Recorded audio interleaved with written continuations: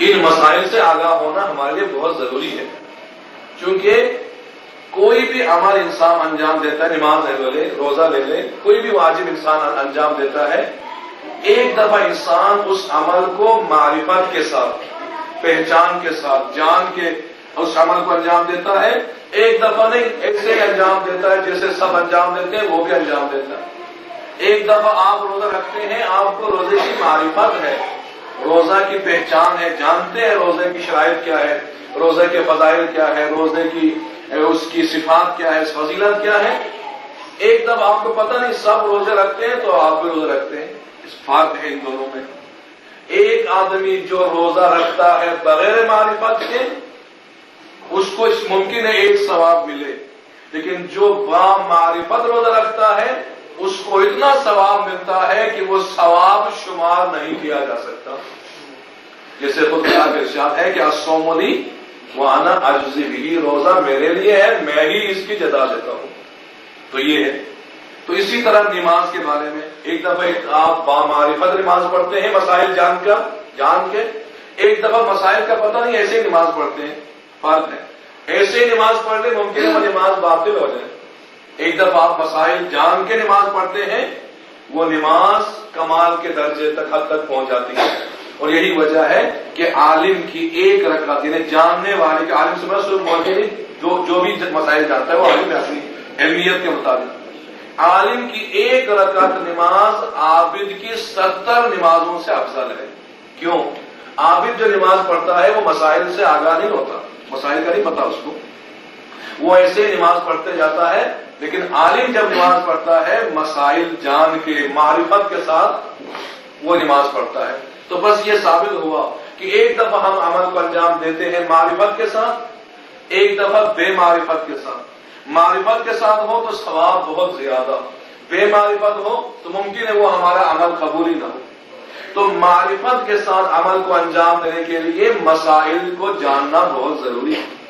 اور مسائل جاننے کی کتنی اہمیت ہے، مسائل کو یاد کرنے کی کتنی اہمیت ہے، مسائل حاصل کرنے، سیکھنے، سکھانے کی کتنی فضیلت ہے۔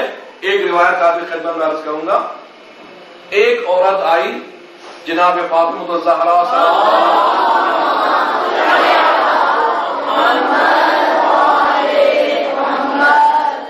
بی بی فاطمہ کی خدمت میں آئی، آ کے اس نے سوالات شروع کر دیے، مسائل پوچھنا شروع کیا، نماز کے بارے میں، روزے کے بارے میں مسائل شریعت پوچھنا شروع کیا۔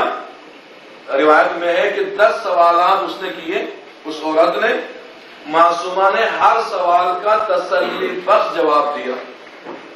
اب جب جواب دے چکی تو اس عورت نے ایک مرتبہ کہا کہ یا معصومہ، میں نے آپ کو زحمت دی۔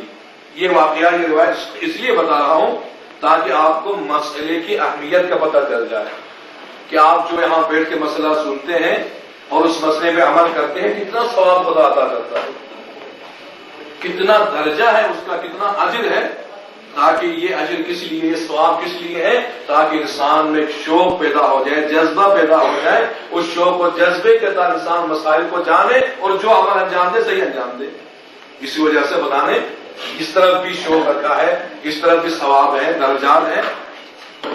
تو اس عورت نے کہا کہ یا زہرا، میں نے آپ کو زحمت دی۔ جب کہا نا میں نے زحمت دی تو معصومہ فرماتی ہے کہ اے عورت، تم میرے لیے باعث سے زحمت نہیں بلکہ باعث سے رحمت بنی ہو، تم میرے لیے باعث سے رحمت بنی ہو، مجھے زحمت نہیں ہوئی۔ اس کے بعد آپ سوال کرتی ہے اس عورت سے، آپ پوچھتی ہے کہ کیا ایک آدمی کو ایک بوجھ دیا جائے، ایک سامان دیا جائے، یہ سامان اٹھا کے چھت پہ لے جاؤ، جب تم وہاں رکھ کے آؤ گے تو تمہیں 1,00,000 درہم دیا جائے گا، 1,00,000 روپیہ دیا جائے گا۔ اب وہ سامان لے کے رکھ کے آئے گا تو وہ سامان اٹھانا، رکھ کے آنا اپنے لیے بوجھ محسوس نہیں کرے گا، اپنے لیے زحمت محسوس نہیں کرے گا کہ مجھے زحمت ہوئی ہے، مجھے تکلیف ہوئی ہے، بلکہ اس تھوڑی زحمت کے عوض میں اس کو 1,00,000 روپیہ مل رہا، تو اس کو زحمت کا احساس بھی نہیں ہوگا۔ اسی طرح آپ فرماتی ہے کہ تمہیں پتہ ہے کہ ایک مسئلہ پوچھنے اور اس کا جواب دینے، ایک مسئلہ سیکھنے اور سکھانے کا کتنا اجر ہے؟ عورت نے کہا کہ یا معصومہ مجھے نہیں پتا، بیوی مجھے نہیں پتا، تو آپ نے فرمایا کہ ایک مسئلہ کیا آپ لے لیں وضو کے بارے میں کہ چہرے پہ 2 دفعہ پانی ڈالنا، ایک دفعہ واجب کی نیت سے، ایک دفعہ مستحب کی نیت سے ضروری ہے، تیسری دفعہ پانی ڈالنا حرام ہے، وضو تو باطل نہیں ہوگا لیکن گناہگار ہوگا، یہ ایک مسئلہ ہے۔ یہ ظاہراً تو معمولی مسئلہ ہے، لیکن جو اس مسئلے کو سنتا ہے، اس مسئلے کو حاصل کرتا ہے، اس مسئلے کو یاد کر کے اس پہ عمل کرتا ہے، کتنا ثواب ہے؟ یہ معصومہ فرماتی ہے کتنا ثواب ہے؟ آپ فرماتی ایک مسئلہ سیکھنے، سکھانے، اس پہ عمل کرنے کا کتنا ثواب ہے؟ آپ نے فرمایا کہ اگر اس پوری کائنات کو زمین سے لے کر عرش تک، ابھی تک تو دنیا چاند تک پہنچ سکتی ہے نا، چاند سے آگے جانے کی کوشش میں ہے، چاند سب سے آخری جو سب سے پہلا جو ہے سیارہ ہے، سب سے پہلے جو نظم سب سے قریب ہے زمین سے، کتنی مسافت ہے، لاکھوں میل کی تعداد بتائی جاتی ہے، اتنا دور ہے چاند۔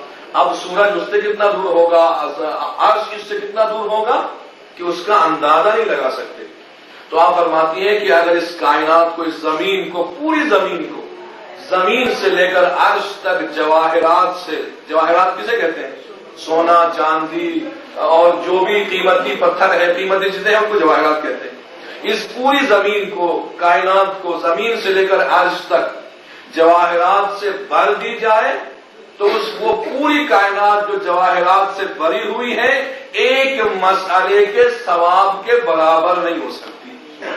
اندازہ لگا لیجیے، ایک مسئلہ جو آپ نے پوچھا، میں نے بتایا، آپ نے اس پہ عمل کیا، میں نے قاری صاحب سے پوچھا، انہوں نے مجھے بتایا، تو کتنا اجر ہے اس ایک مسئلے کا، اس پوری کائنات جو جواہرات سے بنی ہوئی ہو اس سے بھی وہ ایک مسئلے کا ثواب زیادہ ہے، اس کی قیمت زیادہ ہے۔ یہ تو ایک مسئلہ ہے نا، ہم تو انشاءاللہ آپ کو 100 سینکڑوں کے حساب سے مسئلے بیان کریں گے، آپ مسائل پوچھیں گے، ہم بتانے کی کوشش کریں گے تو کتنا اجر ملے گا، لیکن شرط یہ ہے کہ انسان اخلاص سے، خلوص سے ان مسائل کو پوچھے، مسائل کو جانے اور مسائل پہ عمل کرے۔ یہ ایک اور دوسری روایت بھی میں نے کسی درس میں عرض کیا تھا کہ جناب زہرا سلام اللہ علیہ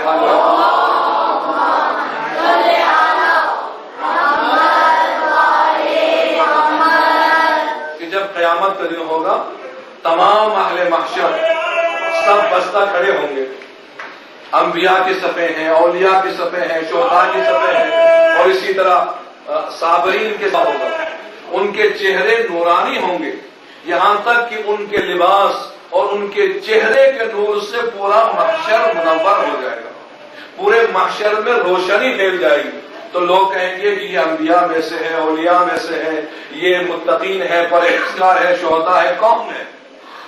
جب لوگ ایک دوسرے سوال کریں گے تو ایک فرشتہ ندا دے گا کہ اے اہل معاشر، نہ یہ انبیاء میں سے ہے، نہ اولیاء میں سے ہے، نہ شہداء میں سے ہے، نہ صابرین میں سے ہے، بلکہ یہ وہ لوگ ہیں کہ جو ایک دوسرے کو مسائل بیان کرتے تھے، یہ عالم ہے کہ جو اپنے علم کے ذریعے سے مسائل دوسروں تک پہنچاتے تھے اور دوسرے ان سے مسائل حاصل کر کے ان مسائل پہ عمل کرتے تھے۔ تو پتہ چلا کہ دنیا میں بھی کتنا زیادہ اجر ہے، اور کل میں نے یہ آج پھر کل بھی اسی طرح اشارہ کیا تھا کہ علم کیا ہے، یہی مسائل کا جاننا، اسی کا نام علم ہے۔ جہالت کیا ہے؟ جو ان مسائل کو نہیں جانتا وہ جاہل ہے، جو نماز روزے کے مسائل نہیں جانتا وہ جاہل، جو نماز روزہ حج کا جتنے فروعات ہے ان مسائل کو جانتا ہے وہ عالم ہے۔ تو جس کے پاس علم ہے اس کے پاس معرفت ہے، وہ ہر چیز کی وہ جانتا ہے، ہر چیز کے عقائد اس کے سامنے ہے۔ تو مولا کائنات علی ابن ابی طالب علیہ السلام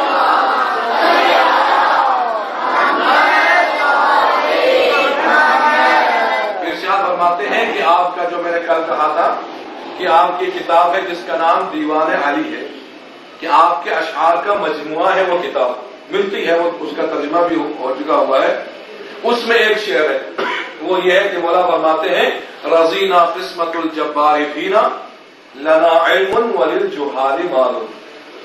آپ فرماتے ہیں خدا کی اس تقسیم پہ ہم راضی ہیں، خدا نے جو تقسیم کیا ہے اس تقسیم پہ ہم راضی ہیں۔ کس بات کی تقسیم، کس چیز کی تقسیم؟ مولا فرماتے ہیں کہ جو خدا نے تقسیم کیا ہے وہ یہ ہے کہ خدا نے ہمارے دشمنوں کو، جاہلوں کو مال دیا ہے اور ہمیں علم دیا ہے۔ ان کے حصے میں مال ہے، ہمارے حصے میں علم ہے، اور جس کے پاس علم ہو، مولا فرماتے ہیں کہ انسان کو مال کی حفاظت کرنی پڑتی ہے، اور علم وہ ہے کہ جو انسان کی حفاظت کرتا ہے، انسان کو تمام خطرات سے، تمام مشکلات سے انسان کو بچاتا ہے علم۔ تو بس ہمیں چاہیے کہ علم حاصل کرے۔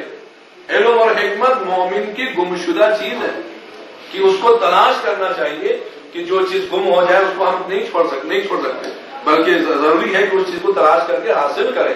تو علم و حکمت مومن کی گمشدہ چیز ہے، اس چیز کو حاصل کرنا، تلاش کرنا ہم سب پہ لازم ہے۔ آپ کو تلاش گلیوں میں کرنے سے نہیں ملے گی وہ چیز، آپ کو وہ تلاش کریں گے انہی دروس کے ذریعے سے، انہی مجالس کے ذریعے سے، قرآن کے ذریعے سے، کتابوں کے ذریعے سے، کہ ہم ان علوم کو، مسائل کو حاصل کریں گے۔ اور یہ مدرسہ ماشاءاللہ ساجد جاور اور ان کے والد محترم ظہیر جاور صاحب نے اس مدرسے کی بنیاد رکھی، اور یہ مدرسہ آج تک قائم و دائم ہے۔ یہ ان کے باقیات و صالحات میں سے ہے کہ وہ اس مدرسے کو قائم کر کے گئے، تو ہم پر لازم ہے کہ اس مدرسے کو قائم رکھیں، اس مدرسے کو برقرار رکھیں، تاکہ یہ باقیات الصالحات، یہ اس کو کہتے ہیں سنت حسنہ، اچھی سنت، اس اچھی سنت کے ذریعے سے ہم اپنے آپ کو تربیت حاصل کر، تربیت دے اپنے آپ کو، اپنی تربیت کے لیے علم و آگاہی سے اپنے آپ کو روشناس کرانے کے لیے ہمیں چاہیے ان دروس میں شرکت کریں۔ تو یہ خلاصہ تھا کہ باقی دروس کا، کہ مسائل کا جاننا بہت ضروری ہے۔ اگر ہم مسائل نہیں جانتے تو ممکن ہے ایک مسئلہ کرنے کے نہ جاننے کی وجہ سے ہمارا وضو باطل ہو جائے۔ جب ہمارا وضو باطل ہو جائے گا تو نماز بھی باطل ہو جائے گی۔ جب نماز باطل ہوگی تو حدیث موجود ہے ان قبلت ما سواہا وان ردت ما سواہا، نماز قبول ہے تو سارے اعمال قبول ہیں، اگر نماز قبول نہیں ہے تو کوئی بھی عمل ہمارا قبول نہیں۔ اب نماز، خود نماز کی میں ترتیب سے عرض کروں گا، خود نماز کے جو 11 واجبات ہیں ان واجبات کو جاننا ضروری، اس سے پہلے مقدمات نماز 5 ہے ان کا جاننا ضروری، اس سے پہلے وضو ہے، وضو کی تقریباً 13 شرائط ہے، ان شرائط کا جاننا ضروری، اس سے پہلے طہارت ہے، طہارت کا طریقہ ہے کہ کس طرح طہارت کرنی ہے۔ اب دیکھیں ایک سلسلہ ہے، یہ تمام سلسلہ ہے، پہلے طہارت صحیح ہوگی تو وضو صحیح ہوگا، وضو صحیح ہوگا تو پھر مقدمات نماز صحیح ہوں گے، مقدمات نماز صحیح ہوں گے تو پھر نماز صحیح ہوگی، نماز صحیح ہوگی تو تمام اعمال صحیح ہوں گے۔ اب دیکھیں یہ ایک تسلسل ہے، ایک دوسرے سے مشروط ہے، بس ہمیں چاہیے کہ ان مسائل سے آگاہی حاصل کریں، ان مسائل کو پر غور کریں، توجہ کریں۔ اب یہی عمر ہے آپ کی، آپ اس کے بعد جب فارغ ہو جائیں گے، کاروبار میں مصروف ہو جائیں گے، ملازمت میں مصروف ہو جائیں گے، پھر آپ کو ٹائم نہیں ملے گا۔ ایک وقت ایسا آئے گا جب آپ بڑے ہو جائیں گے تو پھر لوگوں سے مسائل پوچھنے سے آپ کو شرم آئے گی، میں اتنا بڑا آدمی یہ چھوٹے چھوٹے مسائل پوچھتا کیوں؟ آپ کو شرم آئے گی، اس شرم کی وجہ سے آپ کا عمل باطل ہو جائے گا۔ لیکن شریعت میں شرم نہیں ہے، کوئی بھی مسئلہ آپ کو نہیں آتا یا آپ کی سمجھ میں نہیں آتا یا آپ کو پتہ نہیں، پوچھنا چاہیے جو جاننے والے ہیں، یا تو عمل تو کوشش کریں کہ کتاب حاصل کریں، مسائل کتاب موجود ہے، جس مجتہد کی آپ تبلیغ کرتے ہیں اس مجتہد کتاب اس دور میں پائی جاتی ہے، مل جاتی ہے، آسانی سے ملتی ہے، اس کتاب کو لے، اس پہ عمل کریں۔ اگر وہ کتاب آپ کی سمجھ میں نہیں آتی تو کتاب پڑھانے والے موجود ہیں، اساتذہ موجود ہیں، آپ کے پاس مساجد موجود ہے، آپ کے پاس علماء موجود ہے۔ یہ میں بات پھر عرض کروں گا، پہلے میں نے کیا تھا، کچھ لوگ ایسے ہیں قاری صاحب، کچھ لوگ ایسے ہیں کہ جو مسائل کو جان بوجھ کے حاصل نہیں کرتے. نماز کے مسائل، خمس کے مسائل، روزے کے مسائل جان بوجھ کے نہیں پوچھتے، جان بوجھ کے آگاہی حاصل نہیں کرتے. کیوں؟ اس لیے ان کا فلسفہ یہ ہے، ان کی دلیل یہ ہے، اگر ہم مسائل پوچھیں گے، مسائل جانیں گے تو ہمیں عمل بھی کرنا پڑے گا. اگر ہم عمل نہیں کریں گے تو گناہ گار ہو جائے گا. اب دیکھیں یہاں تک وہ سوچتے ہیں، لیکن وہ مسائل نہ پوچھنے کی وجہ سے جو گناہ گار ہو رہا ہے اس کے بارے میں وہ نہیں سوچتا. مسائل نہ پوچھنے کی وجہ سے اس کے اعمال باطل ہو رہے ہیں، اس کے بارے میں اس کی نظر نہیں آتی، نگاہ نہیں جاتی، لیکن وہ یہ کہتا ہے کہ مسائل نہیں پوچھوں گا، اگر مسائل پوچھ لیا تو پھر مجھے عمل کرنا پڑے گا. یہ غلط نظریہ ہے. یہ ایک ایسا غلط نظریہ ہے کہ جو ہمیں گمراہ کرنے کے لیے ہے، جو ہمیں جہالت میں رکھنے کے لیے، ہمیں اندھیرے میں رکھنے کے لیے. انسان دو صورتوں سے خالی نہیں، تین صورتیں انسان کے لیے. یا تو انسان عالم ہے کہ مسائل کو جانتا ہے کسی بھی طریقے سے. کس طریقے سے جانتا ہے انسان؟ مولا کائنات علی ابن ابی طالب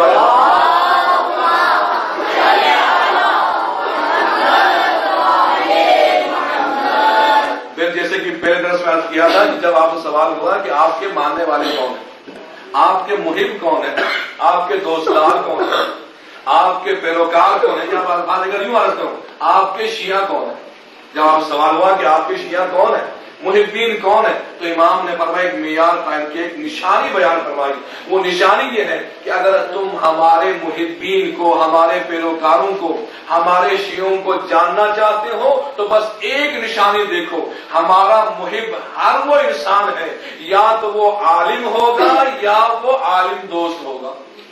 یا تو وہ خود علم دوست ہوگا، عالم دوست ہوگا کہ وہ علم اس کے پاس ہے، یا تو وہ عالم دوست ہے یا تو وہ علم دوست ہے. یہ خود عالم ہے، مسائل سب سارا جانتا ہے. اگر نہیں جانتا تو وہ عالم دوست ہے، علماء کے پاس بیٹھ کے مسائل کو حاصل کرتا ہے. تو پر انسان کو جہالت سے نکلنے کے لیے دو راستہ ہے، دو راستے. ایک راستہ یہ کہ وہ خود علم حاصل کرے، خود مسائل کو جانے. اگر خود مسائل کو نہیں جان سکتا تو جو جانتا ہے اس سے پوچھے، اس سے مسائل کو لے لے، اس سے مسائل کو حاصل کرے. یہ دو طریقے. اگر ان دو راستوں کو حاصل نہیں لیا انسان نے تو پھر ایک راستہ اور ہے، وہ کیا ہے، وہ جہالت کا راستہ ہے. جہالت کا راستہ ہے. اب جاہل کی بھی پھر دو قسمیں ہیں. ابھی دیکھا ہے کہ عالم کی بھی دو قسمیں. ایک تو یہ خود عالم، تو وہ علم کے ذریعے سے عالم بن گیا. ایک خود عالم نہیں، عالم کے ذریعے سے وہ علم حاصل کرتا ہے، مسائل کو جانتا ہے. یہ دونوں کا رتبہ برابر ہے کہ جان کر وہ بھی جان کے عمل کرتا ہے، یہ بھی جان کے پوچھ کے عمل کرتا ہے.